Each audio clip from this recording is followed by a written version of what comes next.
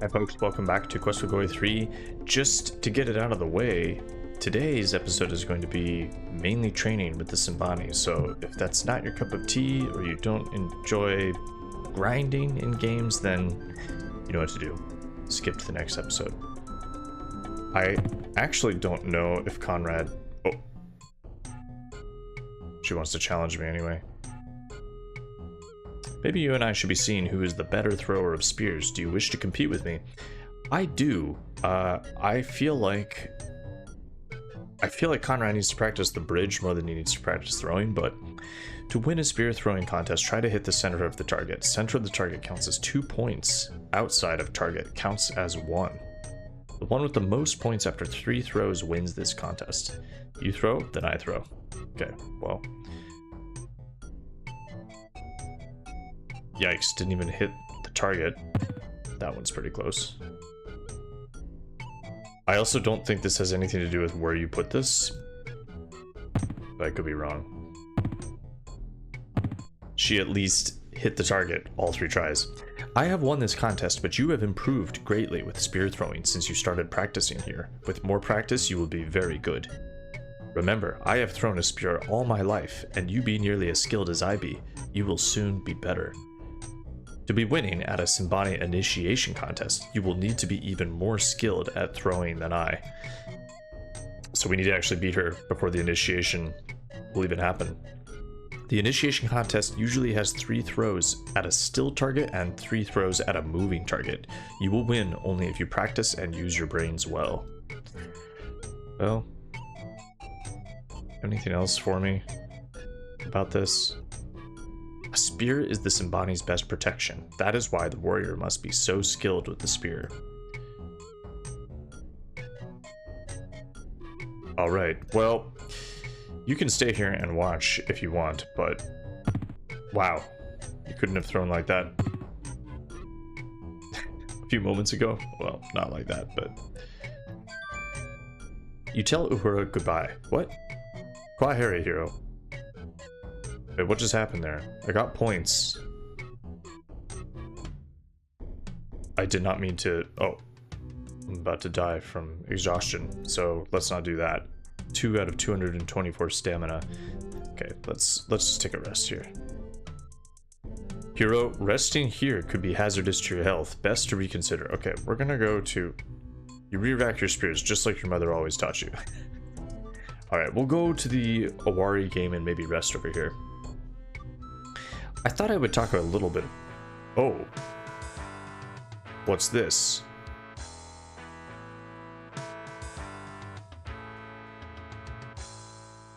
What is going on here? Someone's actually in this enchanted cage, guys. You see a Leopardman Prisoner in the cage. And who's this guard? You see a Simbani warrior standing guard. Hello. The guard shakes his head to say he doesn't understand you. And I suppose that's... You say Habari to the guard. The guard replies, Missouri Buana. Alright, let's try to talk to the Simbani then. The prisoner snarls back at you. Wow. Well, okay. We don't know how this happened.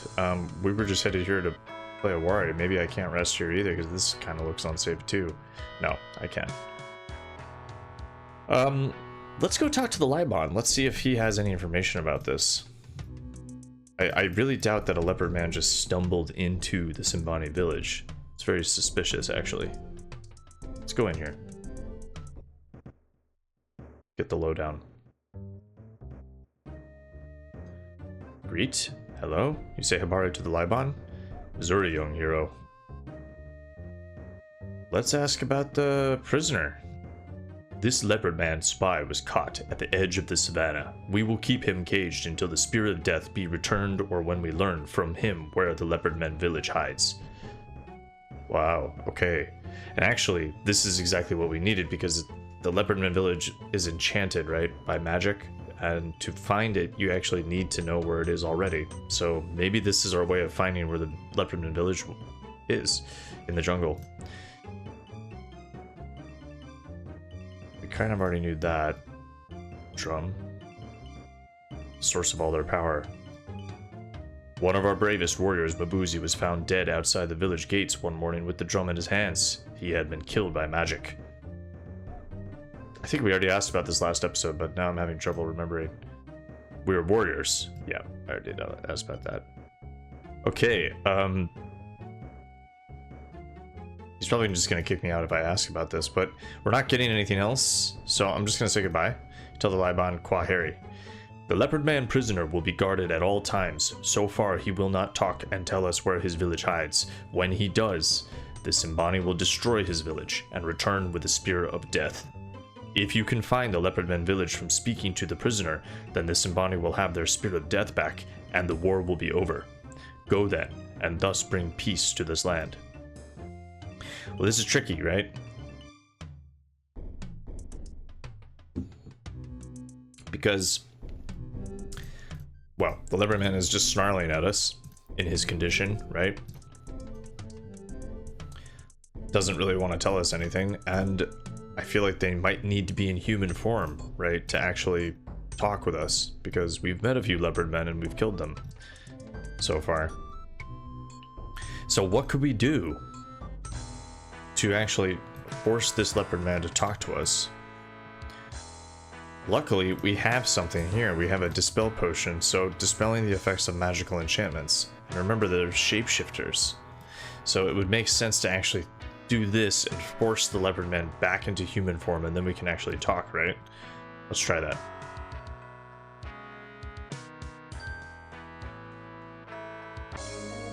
And there we go. Stunned by another woman. Conrad is. The guard makes a sound of surprise.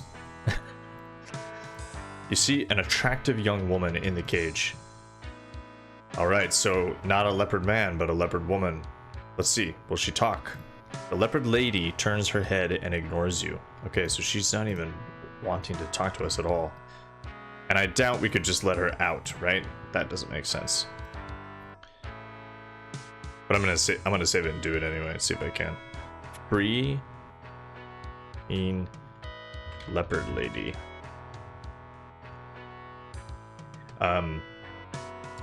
Well, kind of awkward, right? Interesting turn of event. The guard will not let you open the cage now. Okay, so the guard prevents us from doing this. Well, so what do we do with her, right? It doesn't matter that she's human now. She is still uncooperative. So she doesn't trust us for some reason, right? Like maybe we can give her something. But I'm gonna actually go back to the Liban and see if he has anything to say now that we know that it's a woman, right? Does that change his feelings at all about what is happening? Doubtful, right? Can we go back inside? Yep, we still can. Having a field day with the Liban today. Okay. Greet. You greet the Liban. Missouri, you are welcome here. Tell about dinosaur. Sure. You tell the Liban how you gained the dinosaur horn. Missouri, young hero, you are indeed worthy to undergo the Simbani Initiation ritual if this be so.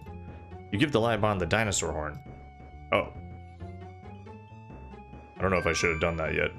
Tomorrow we shall hold an initiation ritual to see if you are worthy to become a Simbani warrior. Okay, guys, I actually am gonna reload this here because I don't think we even knew that that was gonna happen. So I hate to actually do this. But we're not gonna do that. I don't normally save scum, but we haven't practiced yet. We haven't defeated Uhura at these things yet. We need to do that before we trigger the initiation. So, sorry, I guess I do go back on my words sometimes. But it doesn't make sense role-playing wise to even tell about that yet because, like, we didn't even know that that was an option, right? Okay, so we need to go through this first. Now that you have turned the prisoner into a woman, she will stay in the cage until she tells where her village hides or when someone buys her for a bride. Her husband will soon know where the village be, and we will have the Spear of Death again. Great. Awesome. Great patriarchy being upheld out in the savannah. Already my son Yusufu has asked for the bride price. I do not want him to marry an enemy, so I have set the bride price high. Bride price? The price I set for the prisoner is high, for I want the husband to value her and not let her escape. Also, I do not want my son Yesufu to wed such a creature. She is an enemy of the Simbani. I will set the price at 1 fine robe, 1 fine spear, and 5 zebra skins. Only warriors of the Simbani may buy this bride. If you are interested in the Leopardman woman, you must become a Simbani warrior in an initiation ritual.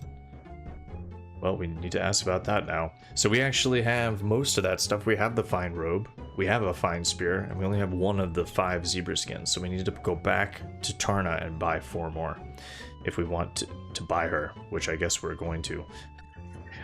Kind of awkward as a puzzle for a game. Okay, to be a Simbani warrior, you must undergo tests of skill, courage, and wisdom.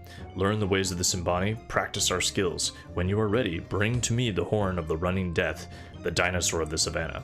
See, and now we actually could do that if we wanted to. We're not going to do that yet, though. Until I hold the spear of death again in my hand, there will be no peace. Did you indeed bring me the horn of running death? No, I have not done that yet. It seems that you can use magic greater than the Leopardman. Missouri, you will help us regain the spear of death. Yeah, so goodbye. We're not gonna do this yet. And I hope that doesn't screw up my game. Wait, what?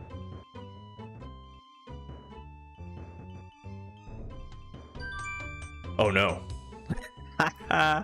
Tomorrow we shall hold an initiation ritual to see if you are worthy to become a Simbani warrior. My son Yesufu has given me the dinosaur horn and will soon be initiated as well. We will see who will make the best Simbani warrior. Hiya, young hero. Kwaheri. Well, you know what, guys? I guess we're just gonna do it. And trust the game. You go to your hut and rest up for the next day. It's actually not possible to even do this otherwise. People of the Simbani, today there be 2 boys who want to be Simbani warriors. We shall watch, and we shall judge whether these boys deserve to be Simbani warriors. The boys shall race, and they shall be tested. The winner will be fast, but he need not be the fastest. The winner will be skilled, but he need not be the most skilled. The winner will be the one who uses his brain as well as his body. That be the way of the Simbani warrior. The boys be ready. The boys may now run. Go! Look, everyone turned out from the village. So here's our buddy that we were playing a warrior with, and we're going for a run. Just going for a jog.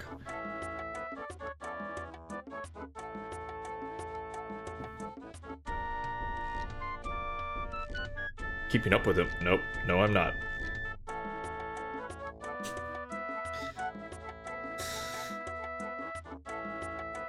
Okay. Now what's this? Yesufu be the winner of the first race. The way to be winning this contest is to get the ring from the rope. Yesufu will be going first. I will be counting how many moves it takes him to get the ring. Then the Prince of Shapir will go. The man who gets the rings in the fewest moves will be the winner. In the event of a tie, the man who be showing the most brains be the winner. Yesufu, you may be going. 1. That's 1 move. 2. And he gets the ring, then he goes down and gets it. And he got it. That looks like a blue gem, but sure. And he magically regrew the ring. Let's just save it here. I honestly don't know how to do this. I think if I had any climbing ability, I could just climb the tree. Initiation.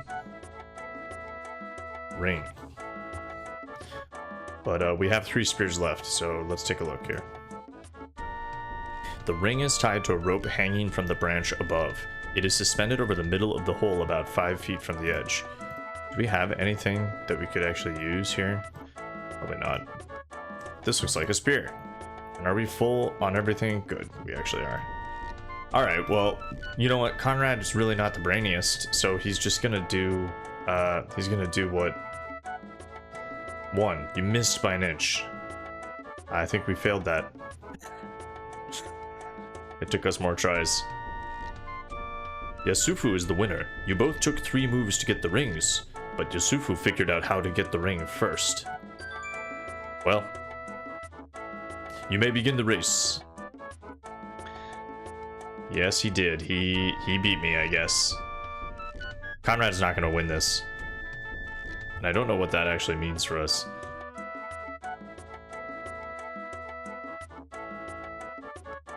Yasufu is the winner of this race. The first man to be getting the ring from the center of the thorns be the winner. And he starts hacking with a spear.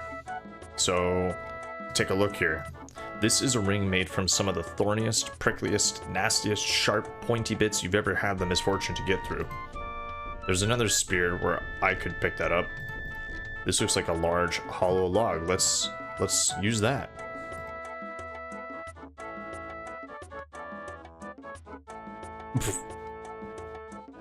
The Prince of Shapir is the winner this time. Hell yeah.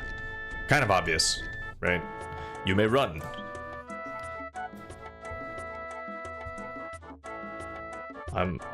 Oh, and there he goes. Ooh. What happened here? Yasufu looks like his leg is caught in a hole of some sort.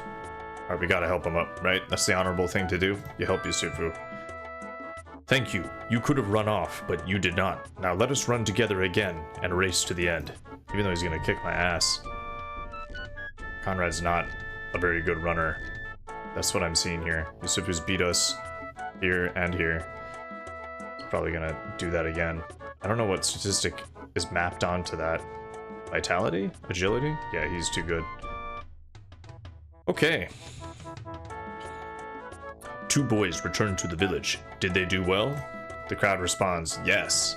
2 boys returned to the village. Be they now Simbani warriors? The crowd answers, no. Will the boy who just won the last race step up to me? There he is. This be the boy who raced. This be the boy who defeated his opponent. He has done well. The last 2 contests are the most difficult. First will be the contest of the spear. We shall judge who throws the spear best. Then will come the wrestling bridge. We shall judge who uses the most skill and wit against the other. These boys be still boys, but they will soon be Simbani warriors. Yasufu and the hero from far away will now compete at the throwing of spears. They will be judged spear by spear, for one will throw, and then the other. Both will be throwing 3 spears at the target which does not move. We will see who throws the best. Both will be throwing 3 spears at the target which moves. We will see who thinks the best. The hero from far lands may throw the first spear. I will be winning this contest, you will see. Ooh, pretty good. Ooh, not great, Conrad. Shit. Yasufu has won the throwing of spears at the target which does not move. And now... oh god.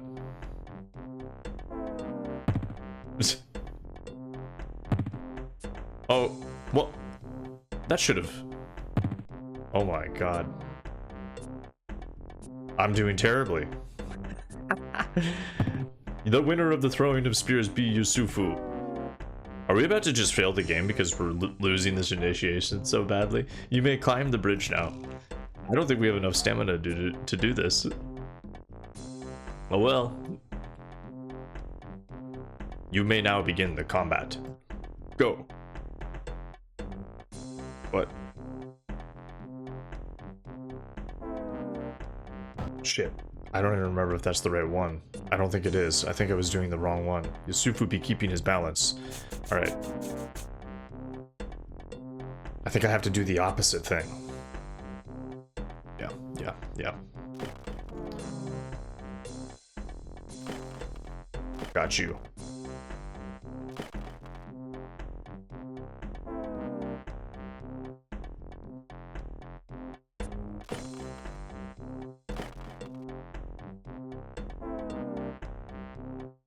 Shit. No.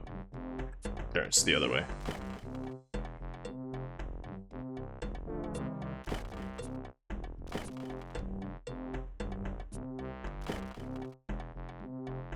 Really focusing here.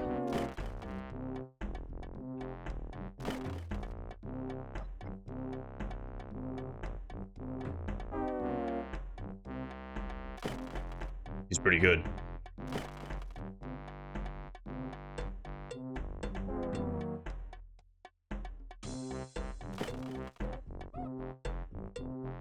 I'm screwing this up for sure, guys.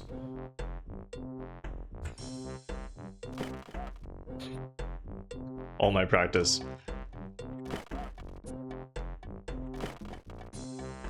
Oh man. Yeah, he's just destroying me. I think that's it for me. Yusufu be keeping his balance. I don't think I have any more stamina left. It's over for me. Yusufu, I guess you win. But maybe that's the whole point. Conrad's just making this guy look good. He barely knows this guy. Wow. That's it. He just totally lost everything. Yusufu has won the wrestling bridge contest. Before today, these two were boys. Be they still boys? The crowd answers, no. Be they now Simbani warriors? The crowd now responds, yes. Once before, they were boys. The boys be now gone. Now they be Simbani warriors. In life, there is always someone better at some things than at others. This is one lesson of the initiation. No matter how good you be at a skill, there will be someone better. This is not a thing to be ashamed, for it be true of all peoples. This too is a lesson of the initiation. There is one who has proved himself a better warrior than the other. I call upon Yusufu to stand before me. Behold the new warrior. The crowd shouts, behold the new warrior. There he is. You have proved yourselves to be warriors of the Simbani, Nime Farahi. So I guess I'm still a warrior even though I completely got destroyed. Though you are very brave, young hero, you were not as skilled as Yusufu. Yusufu has shown himself to be a true Simbani warrior. You may ask of me what it be that you desire.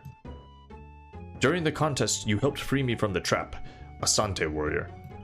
Now I ask the Leopardman for a boon. I ask for the drum of magic. You may have the Leopardman's drum of magic. Because you helped me, warrior, and because you work for peace, I give you the drum of magic to make peace with the Leopardman. Oh wow, okay, so we actually, because we were nice, he's actually still gonna help us. Haya, it is done. Yusufu shall have the drum of magic as my boon, and the young warrior shall have the drum of magic as the gift of Yusufu. Go now, young warrior. May you find the peace you seek. Wow. So I still got the drum somehow, even though I failed spectacularly. I love that, actually.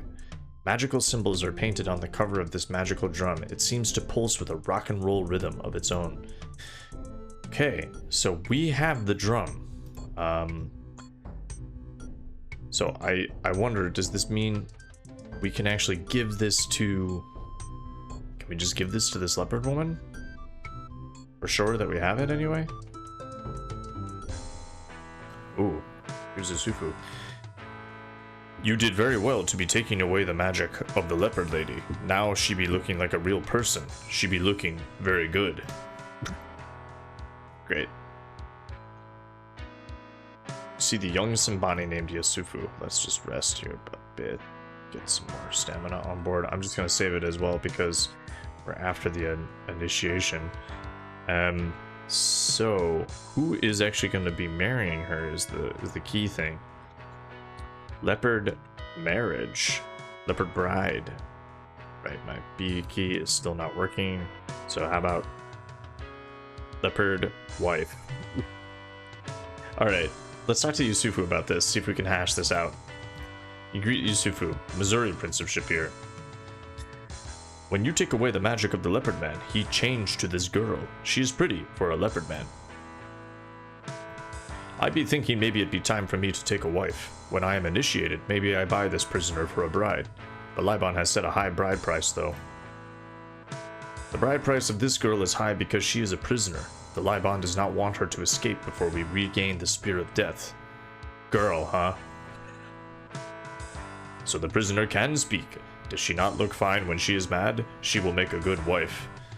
I will be no one's wife unless I choose the husband. I certainly do not want a stupid, magicless cow person or a stringy-haired foreigner for my husband.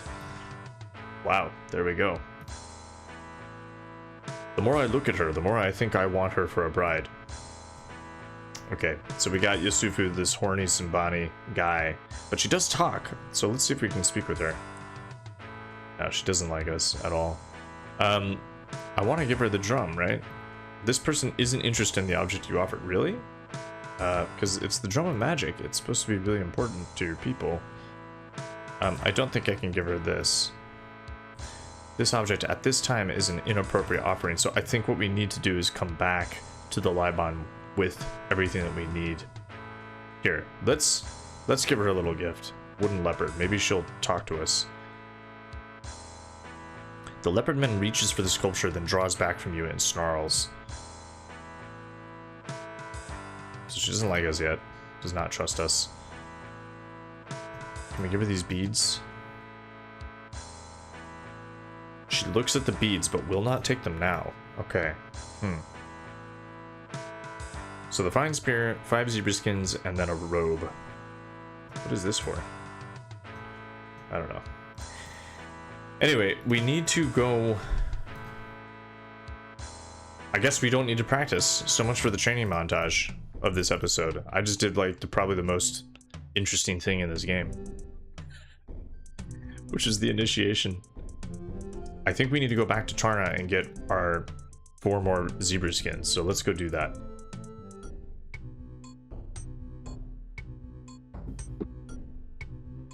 I don't know why I thought it was just 1. Habari, Buana. So the leopard man turned out to be the leopard lady. Maybe somebody take the lady for a wife now. Yeah, maybe, man. Maybe me. The leopard lady be fine, healthy woman. Too much hair on head, maybe, but that can be shaved. Warriors be asking bride price from Libon soon. Bride price depends upon the worth of the woman. Most brides worth about 5 cows. A Libon's daughter worth maybe 10 cows and a bull. The leopard lady not be Simbani, so maybe bride price not be cattle. Ask the Libon, he be the one to say. To buy a bride, a Simbani must prove himself a warrior. We have an initiation right to make a boy a man. A boy must undergo tests to prove his strength and brains be worthy of the Simbani. Each initiation be different. I think we already know about this, and we just did it anyway, so I think it's done. Wives be good, do plenty work, give sons and daughters. Maybe you think to get a wife here. Alright. There be only 2 jobs for a woman, daughter and wife. Your friend Uhura be no woman, she be a warrior. Whoa, okay.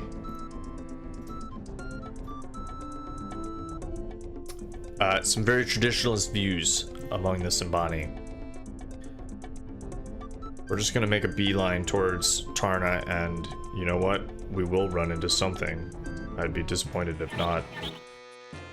Let's try to kill it with rocks. It's kind of interesting, right? I know I suffered, like...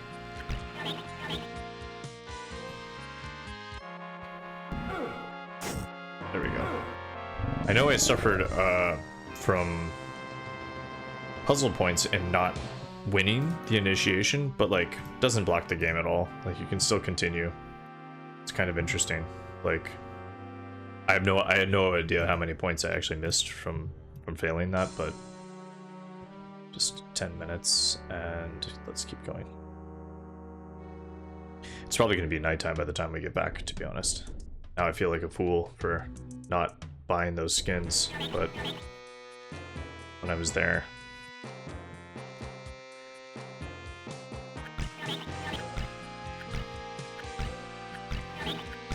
How many rocks does it take to kill a giant ant? Well, not that many.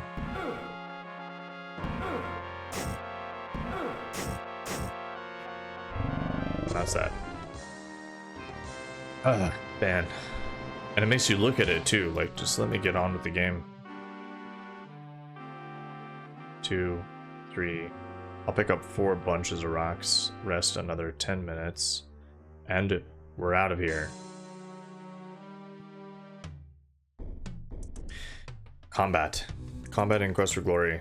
It's never really been that good, but this is by far the worst.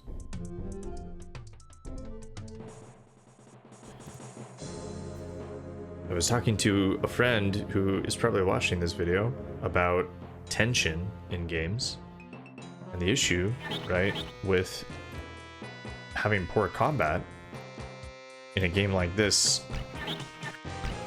I'll explain this a little bit, I guess. In a game, any good game is about tension. Any good game or story actually is about that. In a story, it's about not knowing what's going to happen next, right? So things could go in a variety of different directions, and that's what makes watching the thing interesting, because you just don't know what's going to happen or how it's going to happen. So that's a story. Now, there is a story in Quest for Glory, so that's good, right? Like, that's kind of half of it. And then there's the gameplay side, where you're raising statistics, and you're leveling up your character, and you're progressing in that sense. And that's always been a secondary thing. Oh, we got a dinosaur now.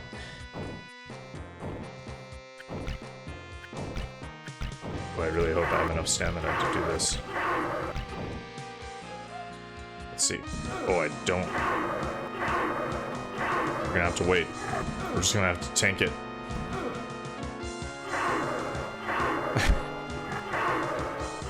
Wow.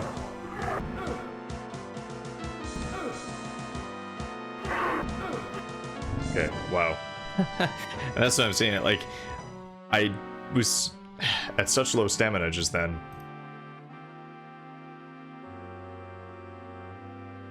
Like, I didn't need to do that, really. There are no stamina pills. Okay, we will rest for just 10 minutes to give ourselves a little bit of stamina. So yeah, what was I saying? Tension. You have narrative tension, and then you have gameplay tension of not knowing whether you're going to win. In both cases, you're thinking about the outcome of what's going to happen. Okay, in a game, in any story game, you are moving along your story, but for tension to exist, there needs to be some kind of conflict. There needs to be some kind of problem that you need to solve. Okay? And the problem that we have in Quest for Glory 3 is very abstract. It's stop a war. Okay, well, there's no war happening yet, so we're trying to prevent a war from even starting. So it's already kind of abstract, which makes it a little bit less interesting. You're getting tired. Well, I should hope so. You're gonna eat here, and then you're gonna go to bed, Conrad. So, stopping a war that isn't even going on, already not super sexy as a problem to be solved, because in the first one, it is a day of sorrows, golden sunshine. Khatib Makaram has died today. That guy that we talked to the other night, he just died. I don't remember this. Wait, what? Flirt. You greet the welcome woman. Wait, what happened to him? Khatib Makaram was found lying by the edge of the river this morning. None know why he was there or how he died. Okay, yikes. It is hard to believe that Khatib is dead. He was as my father, a wise and kind man. I mourn him greatly. Wow. I have heard whispers that Khatib's ghost was seen rising from the body in a dark cloud when they found the body, but I do not believe this. Khatib would not rise as a ghost. Even now, his Ka is being weighed by Anubis, and he will stand at Sekhmet's side. Ka is the soul that will live forever. Anubis is the jackal-headed god which holds the scale of truth and weighs the Ka of the dead. So straight out of Egyptian mythology. Okay. Today I will serve you rice and fruit. We do not eat meat on mourning days. Oh. All of his friends today will mourn the loss of a great man, Khatib Makaram. May Sekhmet take his soul. Damn. Okay, well that's kind of cool, actually. I won't flirt with you today since we're all in mourning. Just order that rice and fruit. Sounds a bit plain, but oh well. So having a problem that is very obvious and visible, I think is important for narrative tension. Here's your feast, may it please you. Alright, thank you. And it's, I think, what makes Quest for Glory 1 better than Quest for Glory 3, because you know the issues of the valley. You know there's brigands, you know there's Baba Yaga, right? These are very tangible threats that you can actually go out and see. So in this game, there's this concept of a threat of war, but we can go to the Simbani village. Everything seems to be fine there. So like, that's not really much of a conflict. There's no real tension there. And the Leopardman village, we don't even know where that is, right? So there is like a mystery, but there's no real hook pulling us along, right? Like there is a brigand kind of base set up in Quest for Glory 1 that you can go to, and you can just die in there because you're just simply not ready for it. We will have breakfast as well, actually, while I just keep blabbering on about all this. So, I think it's really important to have a threat or villain that is kind of obvious, that you can see with your senses. Alright, I think the day of mourning is over, so let's flirt with her. You sound as if you find the nights of Tarna chilly without someone warm by your side. I will be happy to help you get over your chill. I have a large cat, you see, who loves to cuddle. I think that's it. Most polite voice of poets. Are we going to end up sleeping with her? Is the real question by the end of this game. I don't know. At the uppermost tower of Tarna is the Temple of Sekhmet. No, we've been in there, I think. We've already asked you about this. What's on the menu today? Today is a treat from the far north. Giraffe falafels with sour cream. Eat it in good health. Wow, giraffe. Falafels are a type of pita bread filled with vegetables and giraffe and bathed in freshly sour cream. I've never had giraffe. Alright, we'll order that. So, narrative tension, right? Needs an antagonist or an opposing force, and I think it needs to be kind of visible and obvious. Otherwise, the story feels a bit aimless, right? Like you don't really, you're just kind of going around, and there's nothing really pulling you along. And I think Quest for Glory 3 suffers from that. Now, what I wanted to say is, and how the combat relates to this, is that if you have good combat, if you have good gameplay that provides that tension, the narrative does not need to provide that tension. So I think Quest for Glory 2 is a good example of this, because even though there was no main villain in that, every so often an elemental would show up, and it would be a very obvious threat, and you could die to it, and you could see it messing around with people in Shapir. It caused damage, and it was something you could deal with. So even though we didn't know, we hadn't met Adavis yet, and he was the mastermind behind all of that, there was still a very clear and present danger, and I think that is really important for the game, for any game actually. So it kept us busy. Not only that, Quest for Glory 2 had a pretty good combat system, and I'm talking about the remake here. I'm not actually talking about the original. I don't know if the original had good combat. It might have. So we need to buy 4 zebra skins. And I guess we can bargain. Let's try and bargain. Let's try and do this for 3. All right, he'll take it. So let's take 4 of these. We already had 1, so just double checking here. We have 5 zebra skins, we've got our fine spirit, and we have a fine robe. So I think we're good to go here. We've got 6 rations still. Should we up our rations? We probably should. Should we buy more fruit?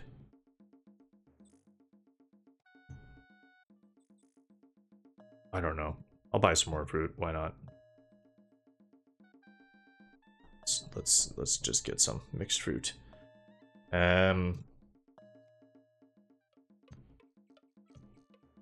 Okay, 40.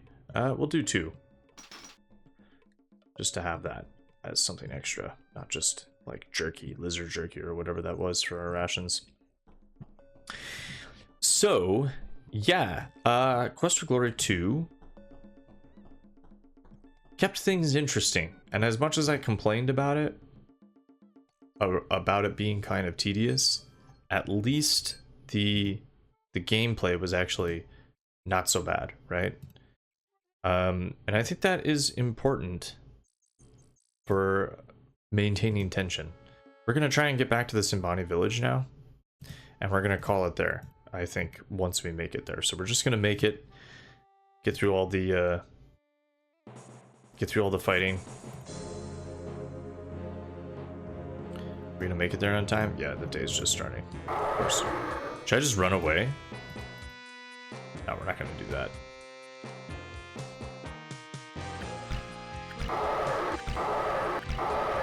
I think it's also...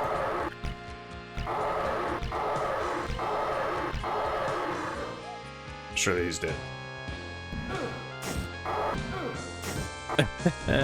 Wow.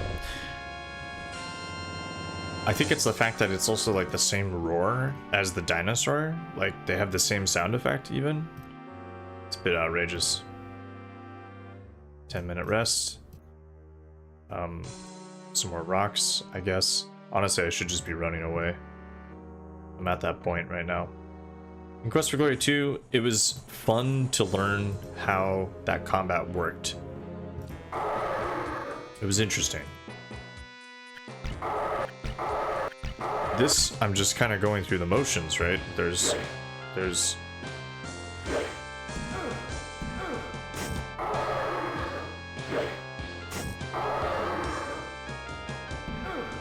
Ow. I don't feel like I'm doing anything here. So it's something I'm going to keep an eye out for in future games too, right? I don't think you need to have both. I don't think you need to have both narrative and gameplay. I don't think you need to have strong narrative and gameplay tension. And in fact, I would argue that it's kind of hard to maintain both at the same time. It's really difficult. It's the holy grail of game development. But if you have one that's really strong, it can kind of sub in for the other one. We got another dinosaur.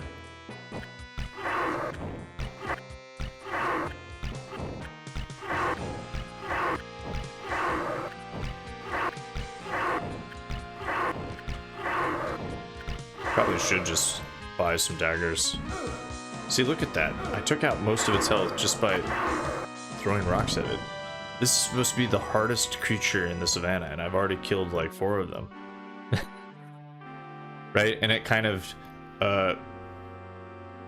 it dilutes the effect, diminishes the effect of getting a horn. It's supposed to be this big thing that says, yeah, I'm ready to be initiated into the Simbani village. Nope. Okay.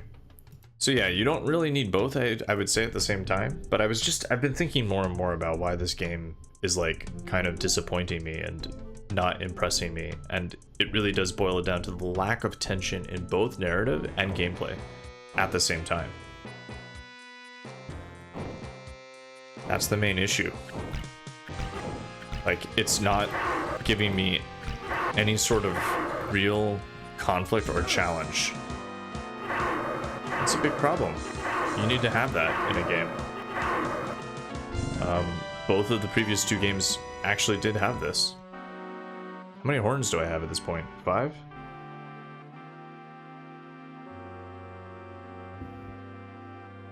I don't know. I think in the next game, I don't know if there's amazing gameplay tension necessarily. Like, I don't think the combat is, but I don't really remember the combat very much. But the story has some pretty good tension. Hopefully this is our last creature of the night. I should just run away. Who even cares?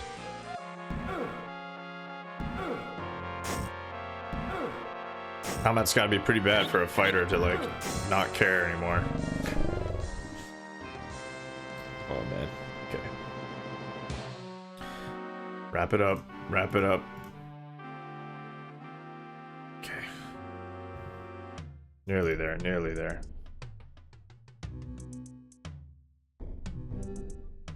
Did you take the long way around? What are you doing?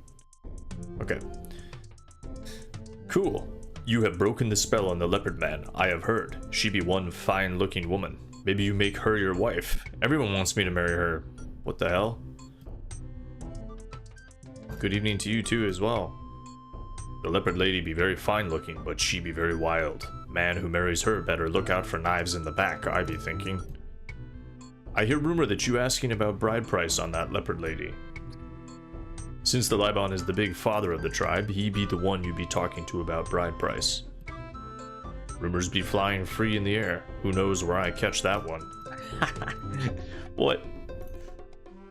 Missouri, Buana, but my back be aching from standing here so much. Alright. Simbani woman make good wife. She give you many strong sons. I have a daughter I sell you for 5 cows and a calf, if you be wanting a wife. She be very strong, can do much work. Bring me cattle and she be one fine wife for you. Not stab knife in your back like leopard lady. So like some of them want me to marry her and some people don't? I don't know. I'm too young to be married, is what Conrad's thinking, but you know what? He'll do what it takes to make peace, right? Alright, getting married. So next time we're going to give those bits to the Libon, and that will pay the bride price, and then I guess we'll be married to a leopard woman. Cool, right?